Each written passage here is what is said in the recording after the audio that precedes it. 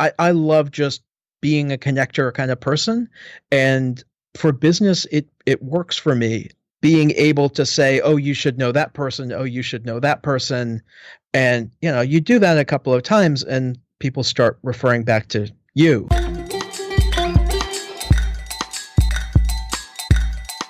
Podcast Junkies, episode 157. I'm back. I'm your host, Harry Duran.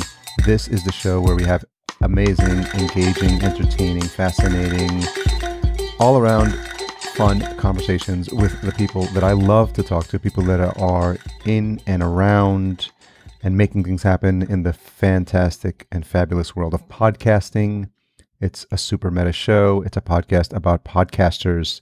And we are going 157 episodes strong, hitting the 4-year mark this year in April. That's going to be crazy. I haven't even thought about what to do then. So many milestones to celebrate, and I think it's important to celebrate the wins.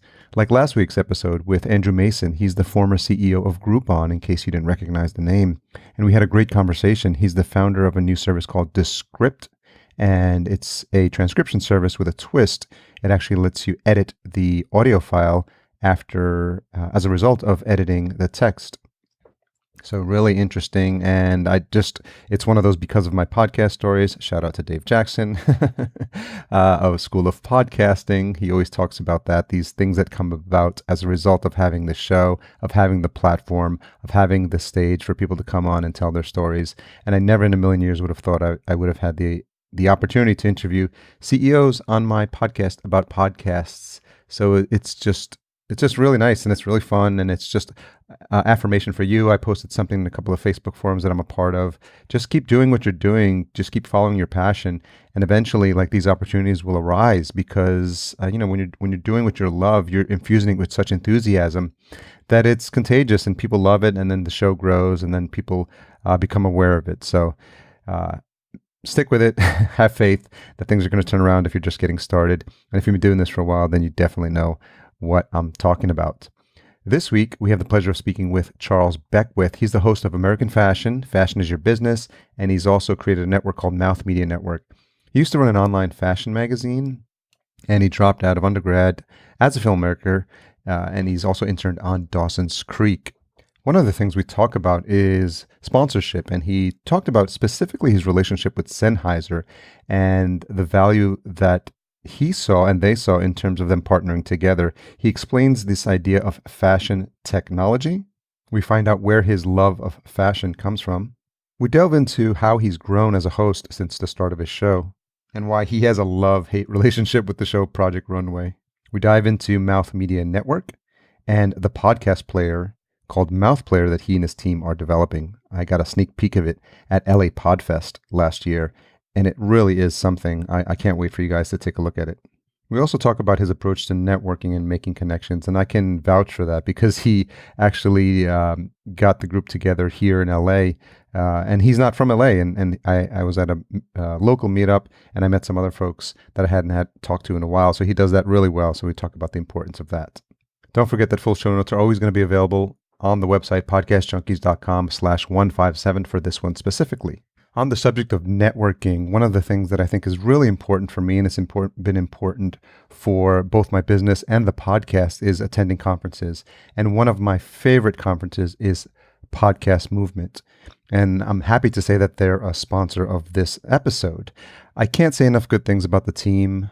Jared and Dan Franks have been good to me, and I've developed a relationship with them since the beginning. I remember when it was a Kickstarter campaign, and they were just trying to get a handful of people to this event. And when they realized how much enthusiasm was building in the community, I think they realized they were onto something. And I'm so happy to say I've been an attendee at the first one. I was proudly wearing my 4-year attendee badge this year. It's such an amazing conference because it's grown so much, and there's something for everyone, which I think is why it's so important for the podcasting community.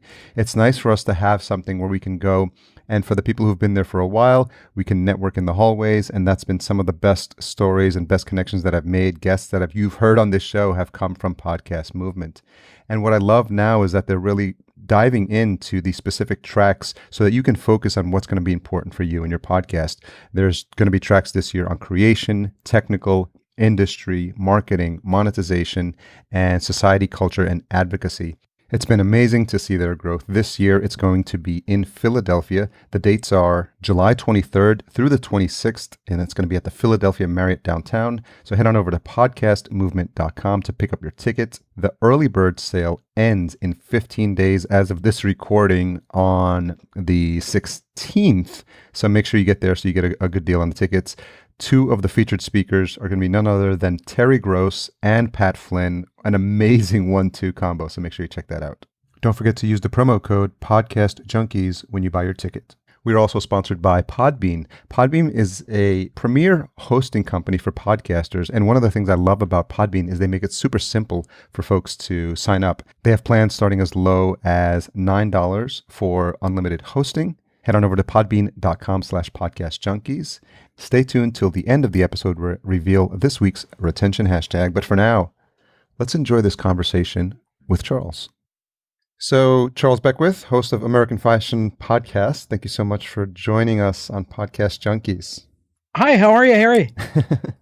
I always like to give the listener a little bit of the backstory of how we met. So this was... it's a fairly new friendship. We connected at LA Podfest. It's probably been about 4. I always look this way because that's where my wall calendar is. About 3 or 4 weeks now. Maybe has it been that long? And it was. It's always interesting because that's a comedy focused podcast. But I always feel like I make good connections in the hallways because there's always people that are there for the first time who had just heard about it. So I believe that was your first time at the conference, correct? Yeah, I didn't even know it was a comedy podcast festival because it's just the LA Podcast Festival. And I kind of swapped out at the last moment. Somebody else was wanting to go and then couldn't because they had to go to Copenhagen for something else. And so, I got to go and it was fun. I got to meet interesting people and have conversations about how podcasts function.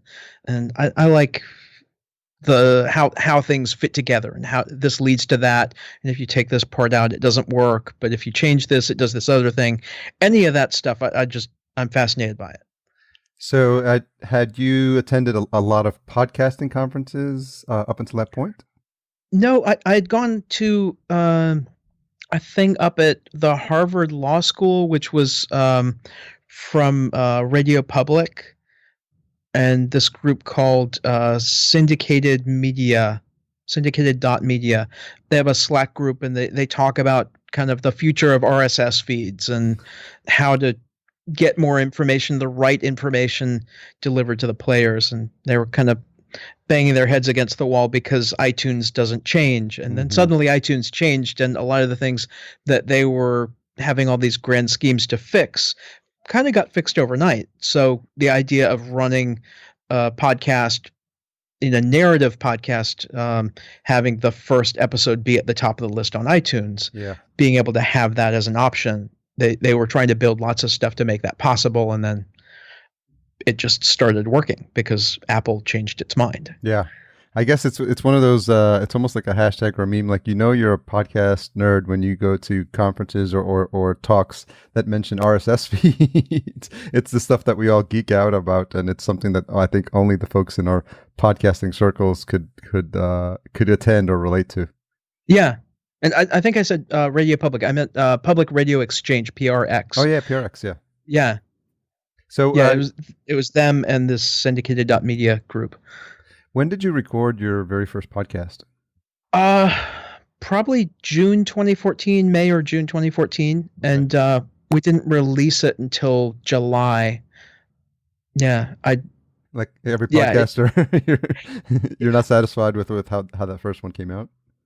Well, I didn't have the mechanism of booking guests yet. And we did the first couple of episodes without guests. It was just me and 2 other former fashion editors from an online fashion magazine that I used to run.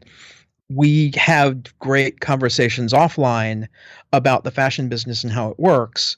And then I was looking for ways to promote how to make things locally and sustainable in the United States, how to manufacture things here and reshore production, bring things back. And there weren't great communication tools for that at that time. There were a lot of people who were interested in it, and I was talking to them, but they didn't have like a magazine or a TV show that was their thing. And video seemed a little expensive, and we didn't have a lot of space to do a regular like YouTube show. So yeah, I just had all the audio equipment because I'm a filmmaker, and just went for it. And how long had you been a filmmaker at that point? I dropped out of undergrad and graduate school as a filmmaker. So long time, interned on Dawson's Creek and interned at a place that made the behind the scenes featurettes for a bunch of feature films down in North Carolina at Screen Gems. So I've been in movies for a long time, but I kind of switched to fashion because I got angry at film education, and I wanted to teach myself to be a better director. And so I thought, if I learn how to be a fashion photographer, I'll learn how to create more dynamic images. That's another long story. Yeah, I'm sure there's a lot of threads. I just realized there was a pun there, but I'm sure there's a lot of threads we can tease out. Yeah. So I'm curious about a lot of things here. So I get the sense that you are familiar with and comfortable with technology. We're obviously regular listeners will know that we do our interviews face to face. You've got an interesting microphone there. So can you tell me what you're currently using? Yeah, this is a Sennheiser MK4, and Mouth Media Network, our company, is actually sponsored by Sennheiser, or as we say on the show, powered by Sennheiser. Yeah. And they hooked us up. We have 2 studios in New York City, which actually other podcast producers will be welcome to come and use soon. We're going to let other people come and use it in exchange for saying that they're at our studio, because we're doing some other stuff we want to promote. Yeah, so we're using an MK4 right here, and we also have some 935E directional microphones that we have to use for live events, because condenser microphones and live sound don't mix so well. Yeah. And so how did the relationship with Sennheiser come about? Well, we have one of our team members works primarily on partnerships, and a friend of a friend had recommended that he go check out their concept store, and he met somebody, and it just worked out. It's been a couple of months in the making. Oh, nice. Yeah. We have 2 giant Sennheiser signs on either side of me. I don't know if you can see them. Yeah, I do. I do see one of them. Oh, yeah, you can see the one up in the corner. Yeah. Yeah. So that's great. As every podcaster knows, it's always a great idea to start establishing relationships with sponsors as early as possible. This microphone, the SM7B that I'm on right now, is as a result of a sponsorship with Shure as well for Podcast Junkies. So I think it's always interesting, and I think when sponsors see the value of partnering with you or getting in front of your audience, I think that's when they feel like that it's something that could work for them. Was that the case with Sennheiser? Yeah, I mean, when we do a live event for not my show, but our other show, which is called Fashion is Your Business, we surveyed the people that we just invited our friends to come to our live podcast, and it was like 40% CEOs and founders and 35% directors and VPs. So the room is full of decision makers. So we kind of have a secret sauce there that we're just really networked. We're connector people. That's really the business we're in, is connecting people and helping people do business better. We've done quite a bit of consulting with fashion technology in that area, but now we're looking at other areas like podcasting. It's fun. How do you define fashion technology? Well, the fashion business is a really old business. Yeah. Probably one of our first technologies as a species was textiles, just weaving things together so they're stronger. But 10 years ago, most fashion designers didn't even know how to check their own email. They were still using fax machines. Some of them still are. It's crazy. So the fashion industry has had these little jumps and spurts forward in what technology they use. Retail tech is really where the money is right now, but also fiber science, material science. We have a new show called Material is Your Business, which is all about material science. Wow. With two really serious experts, I like that show. That's fun. They go deep. It's so interesting, the timing on the way things happen. I was catching up on my Fast Company magazine this morning, and I don't know if you've seen it, but Stella McCartney is in it, and she's talking about how she's always been vegan, in her materials from the beginning, and she's looking at this new polymer that would replicate silk, and which is traditionally made from spiders, and it's so strong and flexible, and everyone who's in fashion knows the history of that. But I think she's really interested in pushing the boundaries of what can be done with some man-made materials that have less of an impact on environment. Yeah. There's a lot of conflicting information out there. People will say, oh, this is vegan leather, and that just means it's plastic. They'll say PU leather, which means polyurethane leather. Yeah. So you take a piece of leather, then you make a mold of its idiosyncrasies, its little texture in plastic, and then replicate that 1,000 times, and then make leather jackets out of it, only they're plastic, just thick plastic. Some stuff that's coming up is really cool. They're trying to grow leather out of algae, and they're using stem cells to just grow cow skin, different stuff like that. That's really fascinating, but not here yet. Yeah. Kind of the holy grail of fashion tech, which we discussed in one of our episodes with Dr. Amanda Parks, was batteries. You don't want to have a battery-powered piece of clothing with a heavy battery. Yeah.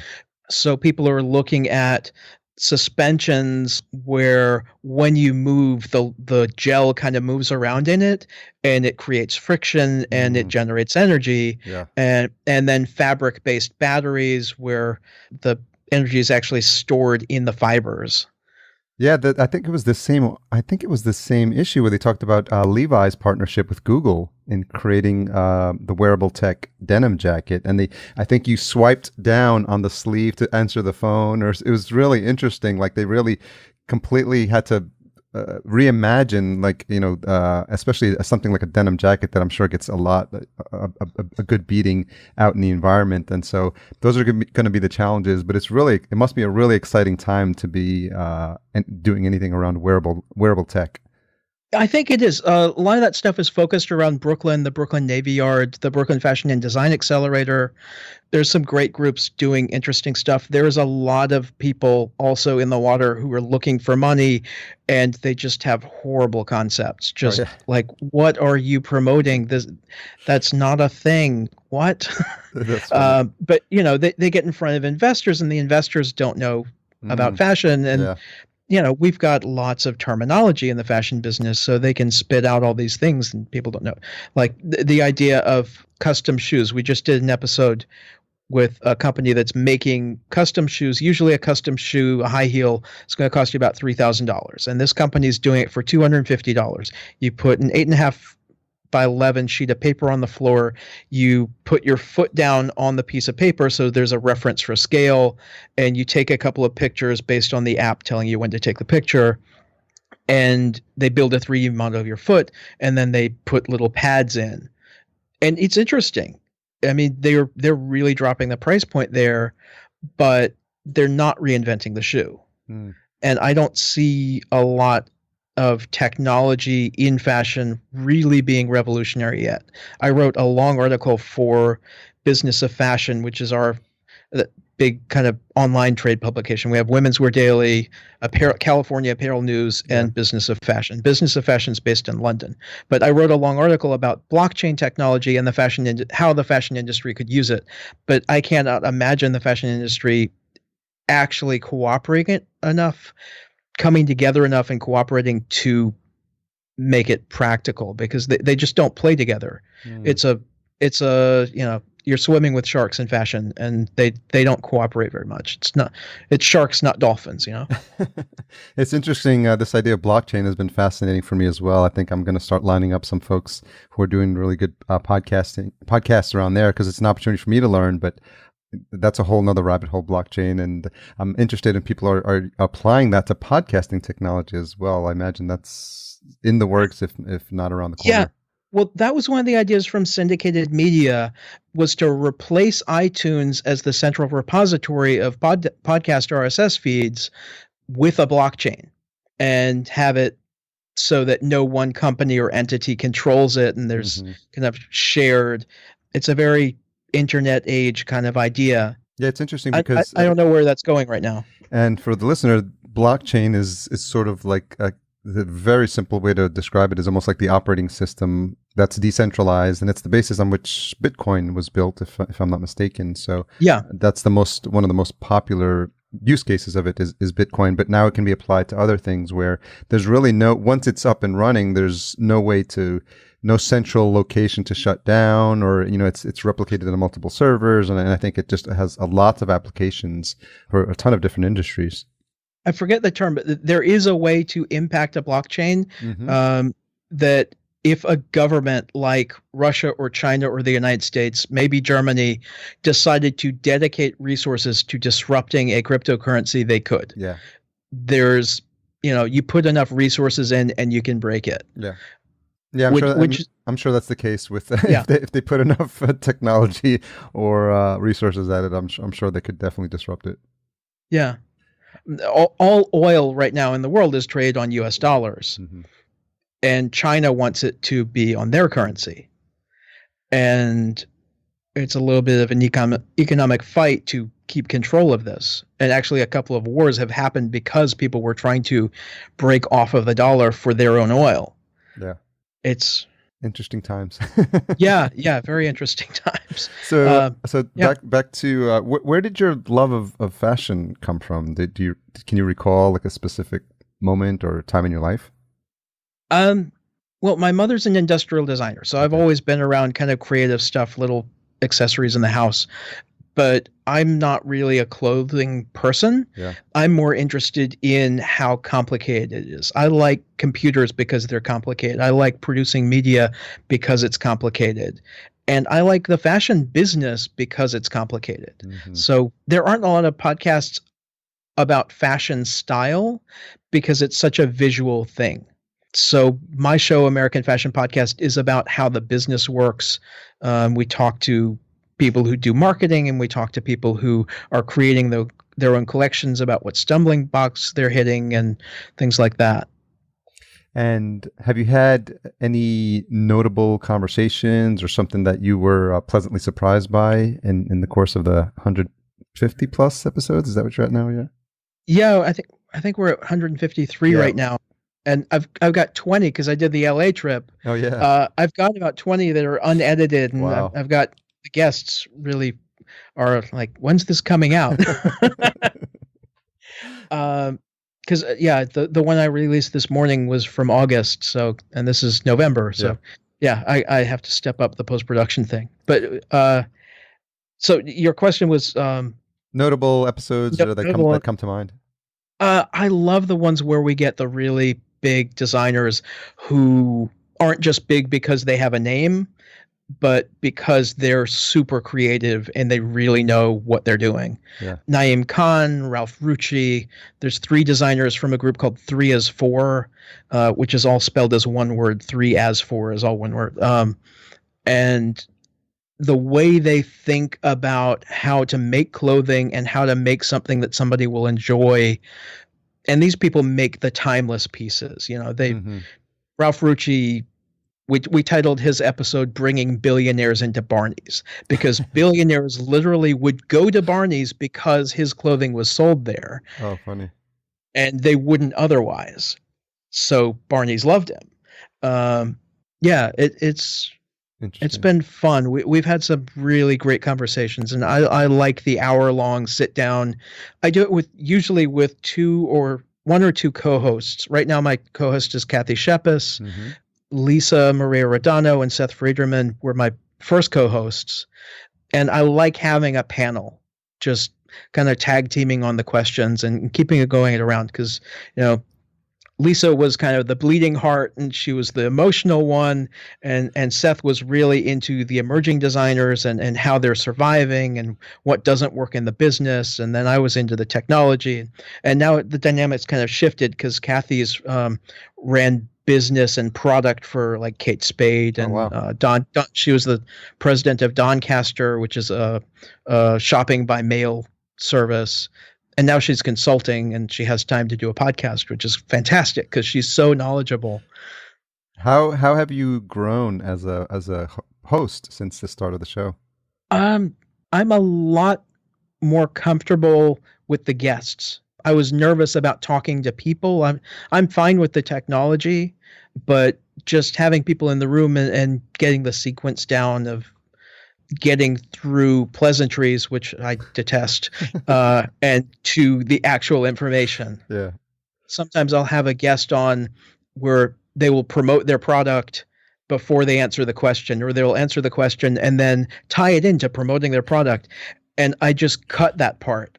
I take the answer and I cut out the part where they promoted themselves, because they do it like 16 times over the hour. It drives me nuts. And we end up with some of the episodes are more like 30 minutes instead of an hour because of that. Well, what I like about that is that you're really being considerate about your audience, what you're delivering to your audience. Like, you want to be clear that this is the type of show that you have, and it's not about coming in and promoting your stuff. And I like the fact that as a host and as a producer, you're cognizant of that and the experience that you want the listener to have, and which is why you're so ruthless in cutting that stuff out. Well, I have a love-hate relationship with Project Runway. I love that it was exciting in the beginning, but I hate it now, and I hate the fake drama and that it's just not as interesting anymore. It doesn't talk about making things. Mm-hmm. That's like window dressing on the drama that they're artificially creating. So when I set out to create my own show about the fashion business, I wanted to be as far from that as possible. So we start with a sewing machine sound effect, and I say, "This is American Fashion Podcast. I'm Charles Beckwith, here with Kathy Shepis." She says hello so that they know who she is. Our guest this week is, and then the guest is introduced, and we're into it. Yeah. And I usually try to start with a curveball for the guest. Like, we were doing an interview the other day. This wasn't the first question, but a question like this was that we were interviewing the CEO of Van Cleef Arpels, the jewelry company. Yeah. And I said, "So you're the CEO of Van Cleef Arpels. That's weird. How did you get to do that?" And it throws them off a little bit. It makes the energy a little better, so it's not so stiff, and try to get into having an interesting conversation as quickly as possible. Yeah, it's really a challenge. And as podcast hosts, we're always listening and looking for different ways and opportunities to so the listener has that feel of it being a casual conversation, because we've all heard those interviews where it just sounds super stilted and like the people don't know each other, and it's just awkward yes/no questions, and you're like, well, I didn't really learn anything. Yeah. Yeah, I don't publish those episodes. So you have had those. I've had a couple of those, and I either cut it down from a 35-minute conversation to 15, or I end it early in the interview. If people don't have something to say, I'm not going to waste my listeners' time. Yeah, I love that. No, I'm cutting them off. Yeah. So this is part of your Mouth Media Network. And so I definitely want to get into that. Which was so you start, I want to talk a little bit about your idea for starting the network, and which was the first show you had. Was American Fashion Podcast your first show? American Fashion was the first show. I was working at a company that was trying to reshore garment production back to the United States, and I was supposed to be building the Media Lab, but we never got the company funded, so I never got the Media Lab built. But the COO of that company is a guy named Rob Sanchez, and we were both really into fashion technology and where the industry is going. And American Fashion Podcast, I did mostly for fashion designers to listen to. And so I didn't want it to get too technical. Yeah. And so Rob was interested in doing a show, and I said, "Why don't you do the fashion technology show?" So he brought in his friend Pavan Ball, who actually introduced the two of us, and then another producer named Mark Rako that Rob had met somehow. So then the four of us were doing these two shows. I was doing American Fashion Podcast with my two former fashion editors, and then it was the three of them on Fashion is Your Business. And then that company we're at kind of imploded, and we left, and then we tried consulting on fashion technology for a while, but startups don't have a lot of money. And we started to realize that the podcast thing had some potential. It also had some problems, but it had potential. So now we've got 15 shows that we're producing. There's probably about think 12 more in the pipeline. They're in different states of, Wow. do we have a sponsor for this to make it happen, or things like that. So what we found as we were going is that niche podcasts are really difficult to monetize because you don't know who your audience is. Yeah. And so we kept thinking about that problem and looking at different ways of solving it. We did live events, and we tried ticketed live events, and then we just invited the fans for free and did different ways of looking at it. So we started talking to other podcasters, and we found out that everybody has trouble monetizing these things. Yeah. I think the CPM is like $25 for 1,000 listens. That's the average, which, yeah. So if you've got 10,000 people listening to you every week, you're only making $250 a week, which is, you spend 30 hours a week editing your podcast and putting it together. Yeah. And that's just not a living wage. Yeah. So how does that work? So we actually built some technology that's coming out very soon. It's going to be at mouthplayer.com is the website. And we're looking for producers to submit their RSS feeds for our index now, because a lot of these players, they just pull the RSS feeds off of iTunes or Google, and they're actually violating the terms of service of the podcasters. So we want everybody to volunteer their RSS feed to come and sign up on their own. We built in rich media, so you can do bonus content. You can do it for free, or you can have the listeners pay for it. So you could do like a slideshow as the audio is playing. You can download PDFs. We can have it. You can tell your listeners to pause the show and look at the video and then come back. So you could direct them to a YouTube clip, and it's right there inside the player. Nice. Yeah, you previewed it for me a little bit at LA Podfest, and what I saw was really cool. So I'm excited, and I'll definitely be submitting my show and my client shows as well. Make sure we're all on the network. Yeah, definitely. So there's an RSS sign up form linked at mouthplayer.com for anybody who wants to sign up. We're in private beta right now, and that should be over at the end of November, and then we're kind of putting it out there. Some of the features won't be turned on until probably late January. Yep. We're releasing, first version in December, and then January a lot more features will be turned on. But it's got amazing features. Like, most podcast players were designed to be music players. Yep. They weren't designed for consuming a podcast. So we built a podcast player that is for podcasts. So you can take notes, you can make bookmarks, you can take clips out and share them socially right while you're listening inside the player. It's got a lot of cool features. I can't even remember all the stuff. My colleague Rob Sanchez has been running the tech build, and he had so many ideas for this because he just is so frustrated with the podcast players that are out there. Yeah. And he's gone wild with our dev team out of India that they've been building all this cool shit. It's great. Yeah, I'm a fan of Overcast, and there's little tweaks there. One of the pet peeves is I can't save a episode in perpetuity after having listened to it. It just drops out, because there's some episodes that are really cool, and I always like to refer back to them, but I end up leaving the last couple of seconds as unplayed because I don't want it to disappear, because out of sight, out of mind. So it'd be interesting to have like some sort of bookmark feature or something where you can keep your favorites, even if you have played them. But we don't want to kill the other players either. We are really open to licensing the technology and letting other people play with it. We're building an ad network into the back end that is specifically for the niche podcasters. So we want lots of people to use our player and to create their own versions of our player through a licensing program that's probably coming out in December, I think. Is it free, premium, or freemium, or is there a price point on it? The app itself? Yeah. It's free. Okay. Our business is taking a little bit of the Shopify transactions and having the ad network, and that's going to be obviously shared with the producers. So. Yeah.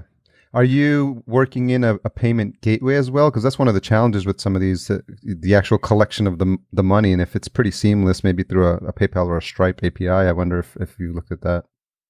I'm not sure. Rob's been doing the build, so okay. I haven't been involved in it. But I know payments are inside the app. Okay. Yeah. So what had you previously worked on a mobile app before? I had designed a couple that never got built. Okay. I played with some of the rapid prototyping stuff, Yeah. but yeah, I'd never actually gotten one done, and this has been an adventure. Rob actually flew over to India to get the version for the beta done, Oh, really? and he just got back. And when I was in LA, he had just come back from India. Nice. Yeah. It seems like you're fearless when it comes to trying and testing out new technologies. I love tech. I had issue number 2 of Wired magazine Oh, before H&R Block bought it. I mean, Wired was basically like 2600 magazine with cool graphics back yeah. then. It was, it was articles by basically hackers, and there were the people running Silicon Valley now. Yeah. They're wearing suits now, but yeah.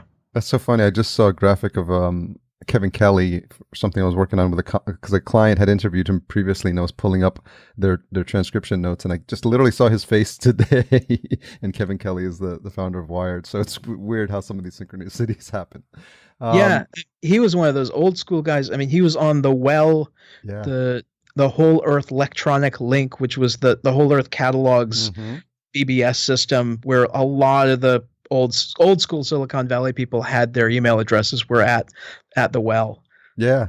Yeah, it seems like you've been involved in this for a long period of time, especially 2600 magazine is almost like the hacker's Bible. I recently saw one in a bookstore the other day, and I was like, wow, they're still publishing. Yeah, actually, I had a piece of fiction published in the back of it a couple issues back, Nice. and I help run their conference. So I'm with the hackers. Actually, I stepped back a while back. I haven't been running it directly lately, but yeah, I was the projects coordinator for 3 of the conferences, and my idea was to create an RFID badge. And we started hacking the privacy idea of RFID and people tracking. It was, you could take the battery out of the badge and turn it off, but a lot of things today you can't do that. Like your passport has RFID, and you have to put foil to code it. And so we were playing with that. That was way back. I think that was 2006. Yeah, we're definitely living in interesting times, and this idea of being tracked and Big Brother, and I think people almost feel like they just have to accept that that's a way of life right now, which is kind of scary. Yeah. I think there's a bit of a pendulum at work. Yeah. And we may see a strong pushback, but I think we're going to see things go bad before they get better. Probably. But we won't make this a political episode. No. For that, listen to Off the Hook on WBAI.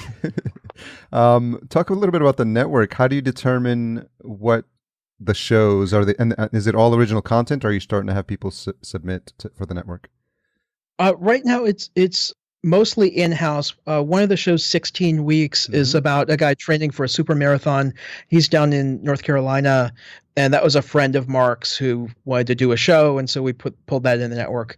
We met Vikram Iyer, who used to be the head of the U.S. Patent and Trademark Office under President Obama, and he wanted to do a political show, so we are helping him produce that. But most of the shows that we have right now are spin-offs of Fashion is Your Business. Okay. So we have Travel is Your Business, Material is Your Business, Beauty is Your Business. And for Mouth Media Network, not the podcast player, there's Mouth Player and Mouth Media Network. Mouth Media Network, we say we're the business of lifestyle. So we do business-to-business kind of shows that CEOs listen to. Okay. And so what have you learned from actually putting together a network, and had you done something like that previously? I never do anything twice. Really don't. We never have guests on that are about the same topic. I've done crazy things before. Yeah. Like doing the RFID badges for the Hope Conference, but I've never put a network together. I ran a fashion magazine, but this is completely different. And so what are some of the things you've learned along the way? What are some of the hiccups along the way in building a network? Because it's really relevant for podcasters. There's a lot of podcast networks out there. And I'm wondering if you used any of those as a model, or you just literally started from scratch. We didn't really follow any models. I think Rob read up on a bit of stuff, but I just kind of wing it. I look for interesting people who are experts and try to build shows around them. Okay.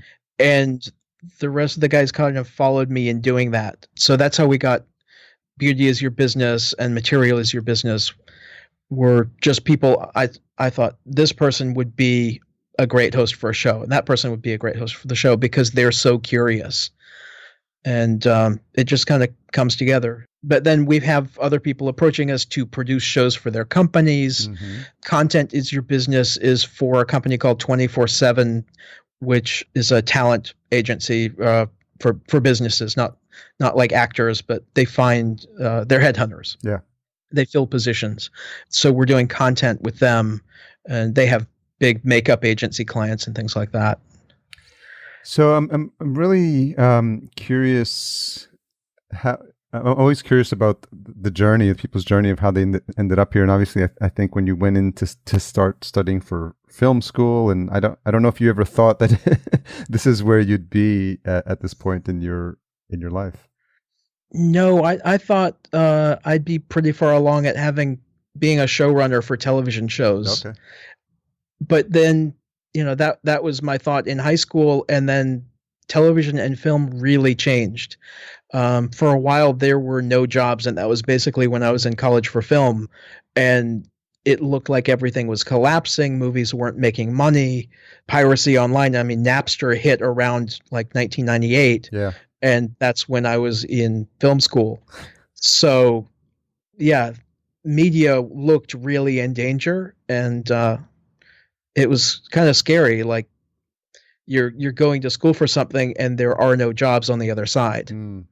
But I guess from the audio aspect, when I was in high school, I worked at a radio station. Okay. It was a nonprofit community radio station but it was 100,000 watts. So it reached from Yorktown, Virginia up to Richmond. It was crazy. Yeah. It was the most powerful student operated high school radio station in the United States. And we said that a lot. But I did Friday afternoon drive time I had over 1,700 hours on the air when I graduated from high school. Nice. So when it came to the idea of doing a podcast, I'd been listening to Off the Hook from WBAI for a long time because the 2600 guys put that online before anybody knew what a podcast was. So they were doing real media. So I just thought it would be interesting to do another show that was like Off the Hook for fashion. And so I had a group of people, and it just kind of worked, and it's been fun. Yeah. And can you talk a little bit about your approach to making connections and networking? Because you did something interesting when you were out here in LA. We met at LA Podfest, and then you had a barbecue that you put together with friends. And then I think it was then that I realized that you weren't based here, but it's something when I mentioned it to you that you like to do on a consistent basis to try to look for ways for people to connect. So can you talk a little bit about that and where that idea is born? I think everybody on my team here, all four of the founders at Mouth Media Network, we're connecting people.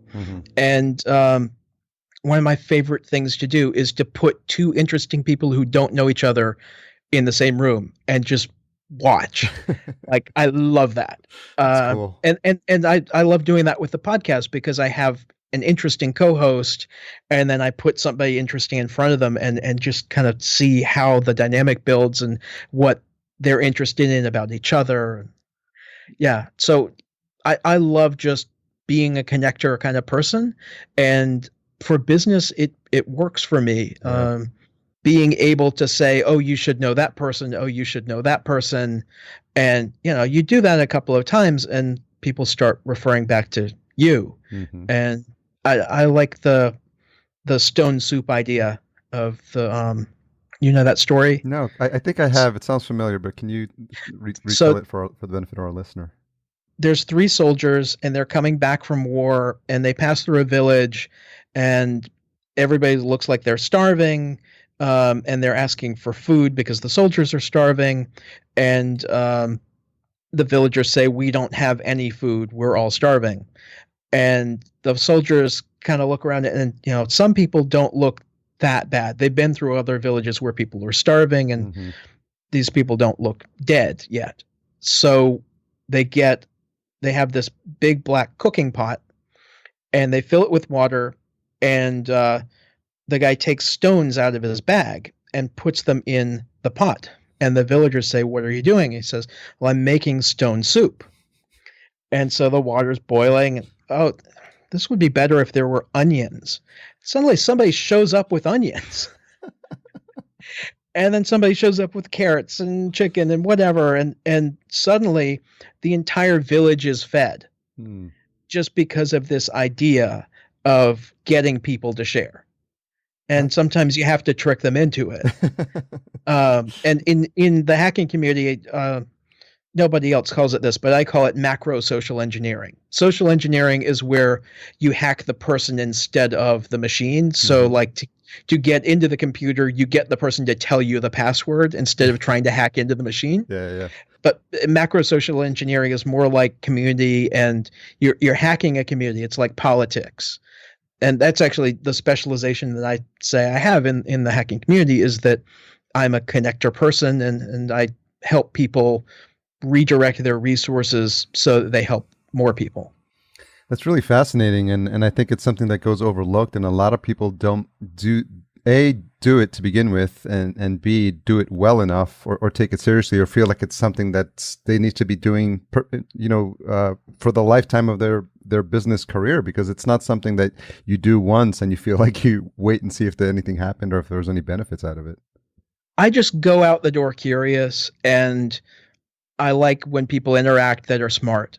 Yeah. And yeah, it just works. Do you have someone that inspired you as you were going along this journey that did something similar, or is there a mentor in the space, or someone that you saw that and you tried to replicate what that idea was because you saw it was having success, they were having success with it?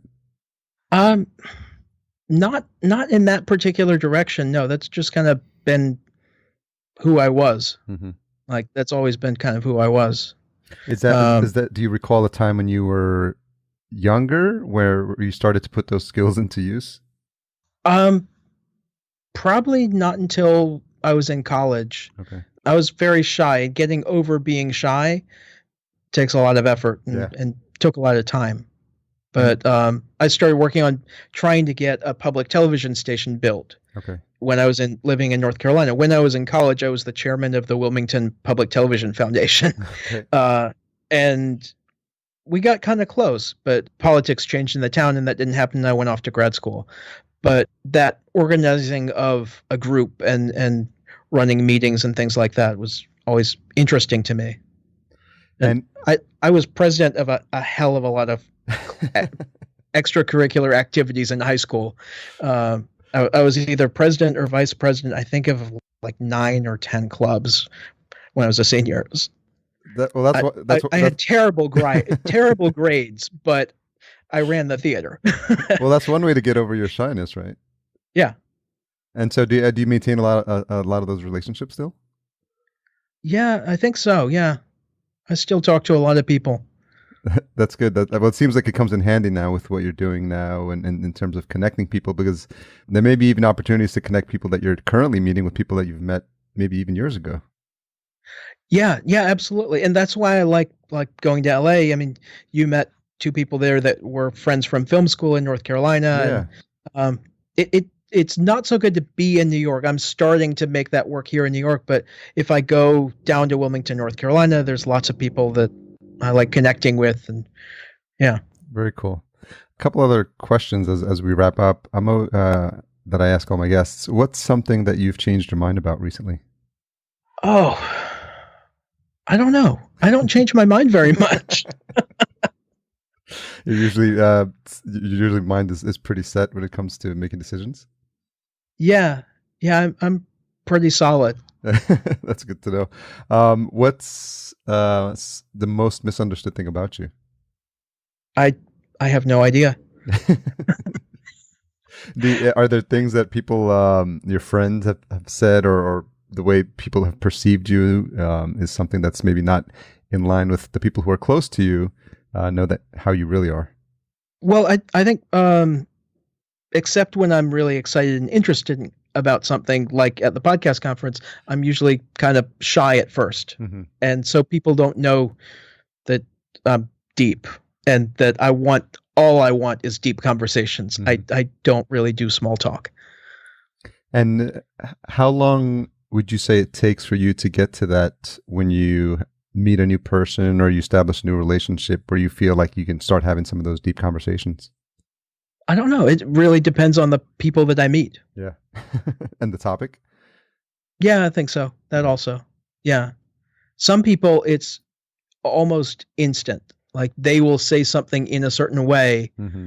and that I'll kind of tilt my head and ask them a question, and then we just start going. And it's an hour, 2 hours later, and we're still talking about completely random things, but it's like a telepathic kind of exchange, like brain dump, double brain dump.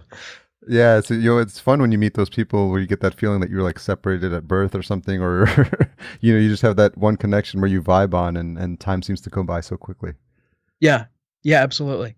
So as you've obviously got a lot on your plate. Not only, I mean, most podcasters feel like they're doing a lot when they've got just one show that's with a weekly production schedule, but you've got a ton of shows on your network. The site looks fantastic, and it seems like there's no sign of you slowing up. You've got the app coming up as well, which sounds like it's going to be amazing for podcasters. So what is it, as you think about what's coming up in the next year, that's got you excited with as it relates to either your shows or the network? Well, I think the network's going to grow quite a bit. We're probably going to separate the network and the player as companies, and I'm more going to stay with the network and keep finding producers and plugging people into things to create interesting shows. Yeah. So I'm really looking forward to that, and having a travel budget, being able to get around a bit more and meet more people around who do interesting stuff. Are you accepting submissions for the network?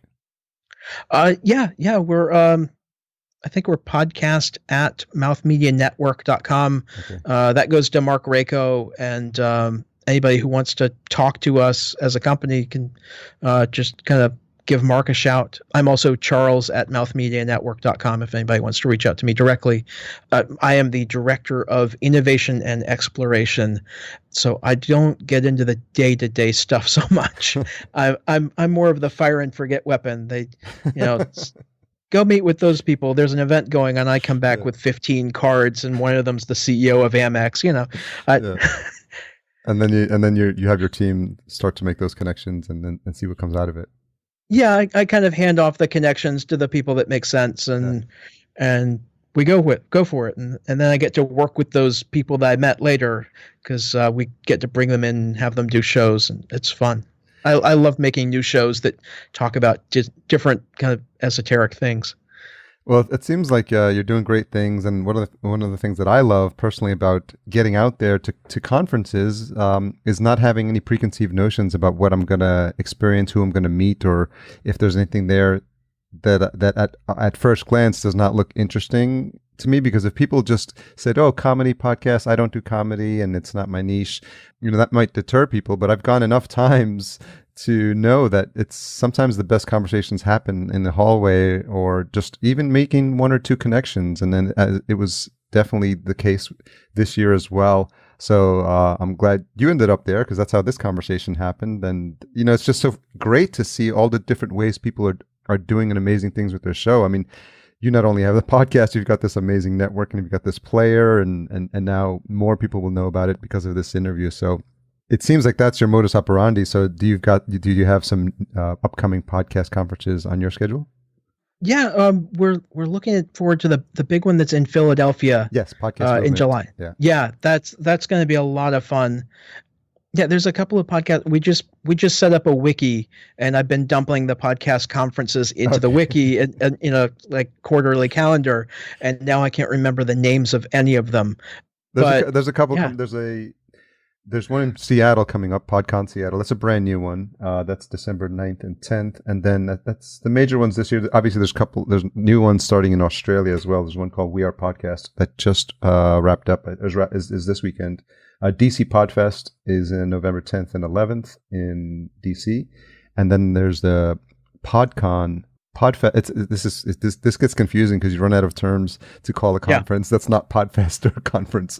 There's a Podfest multimedia conference in Florida, which is really fantastic. And I'm going to that. I'll be there in February. Excellent. It's fun. I'm going to the CCC at the end of December, which is the Chaos Communication Congress. Interesting. Which it's the German hackers conference, and they do that every year. I think it's like the 23rd or 24th annual CCC, and also their club is called the CCC, which is confusing. There's the Chaos Communications Club and the Chaos Communications Congress, and then they also do every other year the Chaos Communications Camp, which is they build a city in a field in Germany, and people come from all over the world to hang out and camp out with other hackers. And I haven't gone to that one yet. I really want to go to that, but I'm starting out with just the Congress in just before New Year's this year. Sounds like it has a bit of a Burning Man vibe to it. Yeah, a little more wired. Well, Charles, you're definitely living an interesting life, and I think a lot of people will be inspired by the fact that it seems like there's nothing that you won't try, and you're just following your curiosity. So I really thank you for taking the time to come on the show. Thank you. So what's the best place for folks to track you down or to connect with you? I know you shared your email address as well earlier. I am Fashion Tech Guru on just about everything on Instagram, Snapchat, Twitter. Our show is American Fashion Podcast. We're American Fashion Show on Instagram and AFPOD on Twitter. AmericanFashionPodcast.com is the site. Okay. And then MouthMediaNetwork.com is where all of our shows are, and Mouth Player is where the player will be. Okay. So we'll make sure we include all of those in the show links.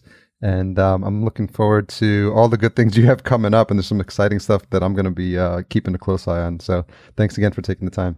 Harry, do you want to be in the beta? I'll send you the app. Of course. Yeah, of course. Awesome. Okay. All right. Thanks, Charles. Thank you. So thanks again to Charles for coming on the show. So much fun to see what comes out of attending conferences, to meet people like Charles who are doing great things, master connectors, doing fantastic things with the podcast network, and now delving into the app. Lots of fun stuff there. So make sure you re-listen if you missed any of that. Don't forget to support our episode sponsors this week. Podbean at podbean.com/podcastjunkies, and our newest sponsor, Podcast Movement, July 23rd through the 25th in Philadelphia. That'll be my 5th year. I can't wait to see you. Podcastmovement.com. Don't forget to tune in next week for my conversation with Karen Yankovic, another contact made at Joe Pardo's MapCon, and she's the host of Good Girls Get Rich. A lot of energy with Karen. We really had a lot of fun, and I think we laughed a lot, and those are one of my favorite types of conversations. So make sure you tune into that. That's going to be episode 158. If you made it this far, you're no doubt hanging on for that retention hashtag. In honor of what Charles is doing with the fashion industry, we're going to go with hashtag Fashion Charles, one word, and you can tag Charles at Fashion Tech Guru. So that's FASHIONTECHGURU, and tag us at podcast_junkies. Don't forget to sign up for our newsletter to receive my weekly updates. The easiest way to do that is podcastjunkies.com/8tools. And if you've signed up already, make sure you get that review in. I'm still waiting patiently for folks who have said they would and they haven't. And you know that I'm speaking specifically to you right now. Podcastjunkies.com/iTunes. Thanks for everything you do to support the show on all the social media platforms, all the comments, all the pats on the back, all the high fives. Everything you do is my oxygen, and I love to see it and hear it. Every single day, it motivates me to move forward and do great things for you guys. Have a fantastic day.